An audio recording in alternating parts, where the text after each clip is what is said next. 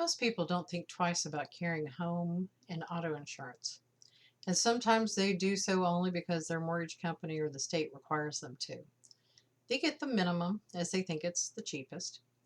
We were fortunate recently to have made sure we had uninsured and underinsured motorist coverage when the woman who hit me had just enough coverage for a portion of the car's cost. Our insurance kicked in the rest, so we were made mostly whole. So, why do financial planners ever focus on insurance? Because it's the one way to make sure that what you hope to have happen later in life actually happens. We look for gaps. Your employer may have life insurance on you, and generally it's maybe 1 to 1.5 times your annual salary. So, do you think your family is going to be able to get back to where they need to be in 1.5 years? Depending on who is inheriting, they may face inheritance tax.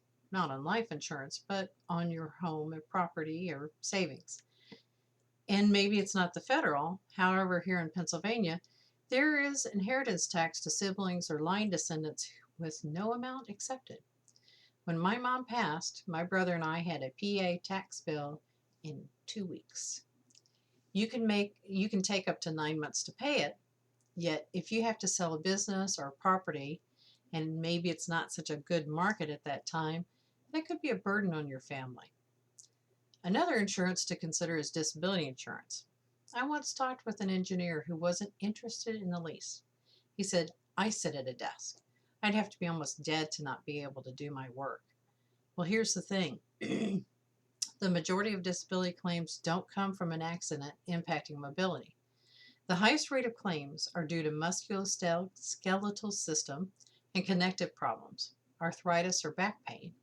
And the next most common is mental disorders, mood disorders, then cardiovascular conditions such as angina or hypertension, then cancer, and then nervous system and sense organ conditions such as Parkinson's disease.